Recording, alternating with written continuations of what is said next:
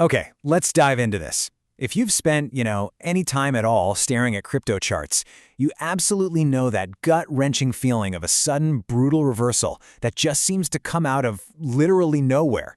Well, today, in this explainer, we are looking at source material that completely rewires how we approach crypto market structure analysis. We're moving way beyond that basic price action stuff. Instead, we're going to discover how to actually track institutional capital, the real market movers. So you gotta ask yourself, why do everyday retail traders keep getting trapped? I mean, we all learn the basics, right? Higher highs mean an uptrend, lower lows mean a downtrend. You buy the breakout and bam! Instantly the market dumps on you. Why? Well, because that simple price action is exactly what smart money uses to hunt for retail stop losses. They know exactly where the impatient buyers and sellers are hiding, and they engineer these brutal fake-outs to just scoop up all that liquidity. If we actually want to survive this space, we have to stop trading like retail and start thinking like smart money. And this brilliantly illustrates our roadmap for mastering crypto chart analysis today. We're going to cover trading with smart money, break of structure, change of character, strong versus weak swings, and finally, major versus counter trends. Let's get into it. Starting off with Section 1, Trading with Smart Money, Tracking the Institutions. To actually survive the wild volatility of the crypto market, we've got to align our perspective with the massive hedge funds and banks. They hold the real power and the real capital here. Just look at the contrast. On one side, we have retail traders. They're relying on those basic patterns, using relatively small capital, and honestly, they end up becoming the hunted for stop losses. But on the other side, that's smart money. The massive funds, the big banks, they don't just sit around and react to the market, they literally orchestrate the market flow. Because of their sheer, massive size, they dictate the trend direction. So if we want to be profitable, the game is simple. Figure out where they're deploying their capital and just follow their lead.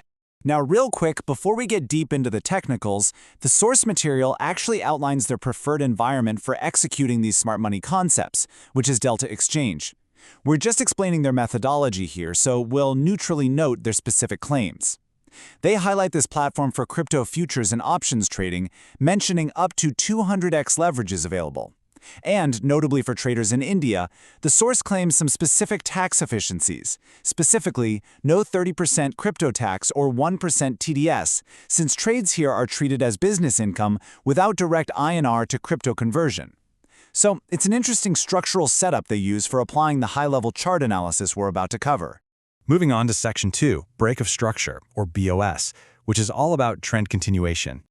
All right, this is where our core structural analysis truly kicks into gear. A break of structure, or BOS, is honestly exactly what it sounds like. It happens when the price decisively breaks and actually closes past a previous swing high in an uptrend or a previous swing low if we're in a downtrend. Think of a BOS like a giant footprint. It's quite literally smart money leaving massive footprints right there on the chart as they aggressively shove the trend forward. If they're constantly breaking previous highs, it's screaming at us that their capital is actively flowing upward to just completely destroy sellers. But listen, here is exactly where retail traders fail, right? They buy the exact second the structure breaks, and that is incredibly dangerous. To validate a real break of structure, and not just fall into a trap, you've got to follow these strict steps. Number 1, wait for the actual structural break of the higher low. Number 2, and this is absolutely crucial, do not skip this, wait for a Fibonacci pullback, right into that 0.5 to 0.618 golden zone. And finally, number 3, confirm it with a strong continuation candle in the same direction. Without these strict pullback steps, I'm telling you, a BOS might just be a total fake-out designed by smart money to catch impatient breakout buyers right before they dump the price and leave everyone holding the bag. Let's move to and see how this builds into Section 3, Change of Character, or COCH, focusing on trend reversal. Okay, so if a boss tells us the trend is continuing, a change of character, a CHOCH, tells us the trend is dying. A CHOCH is the exact pivot point where the market completely fails to continue its current structure. So, instead of making a new lower low in a downtrend, price suddenly surges and breaks a previous major swing high. This is it. This is the ultimate signal. It means smart money has completely reversed their bias. They aren't selling anymore. They've started buying. And they are using their massive capital to entirely shift the market's momentum. To really ground this concept, the source gives us this excellent case study tracking a 1-hour Bitcoin chart. It shows us exactly how smart money shifted from heavy selling to really aggressive buying. Let's narrate this chronological journey right on the chart.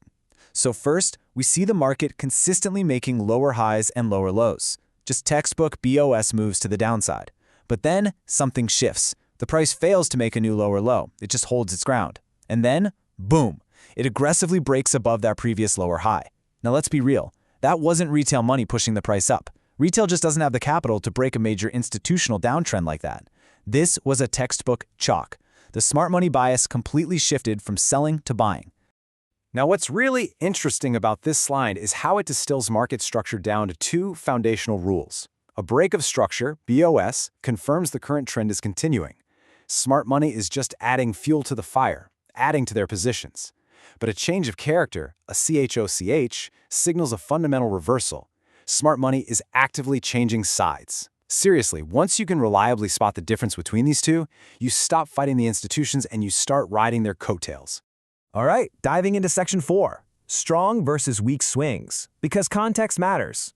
Because context absolutely matters here. You need to know that not all highs and lows on a chart are created equal in the eyes of smart money. First up, we have strong swings.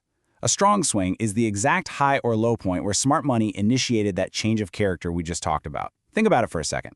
This is the precise location where institutions made massive, multi-million-dollar financial decisions to reverse the entire market. Because they poured so much capital in at that specific price point, it becomes a highly defensible zone. It acts as this heavy institutional-grade resistance or support that is just incredibly hard to break. On the flip side of that, we've got weak internal swings. These are really just temporary swing points that pop up during a standard trend. They're usually created during those normal break of structure pullbacks. They're just minor stepping stones. Because no major institutional shift happened at these levels, they are very easily broken by standard market momentum. The trap here? Retail traders constantly confuse these weak internal swings for major support or resistance. They'll confidently put their stop losses just behind them, and then bam, they get completely wiped out, when smart money just breezes right on through. And that brings us to Section 5, major versus counter trends, time frame traps. So the crucial point is understanding how different chart timeframes can create these deadly illusions for uneducated traders. Look at the major trend, say on a 4-hour chart. That dictates the true overarching flow of smart money capital and overall market direction.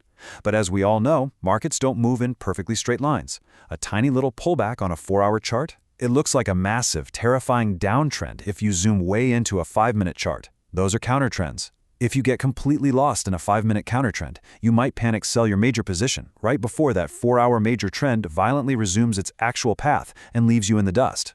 The source actually gives a very stern warning on this front, and it is definitely worth reading directly. They say, quote, "You must only put your major capital in the direction of the major trend.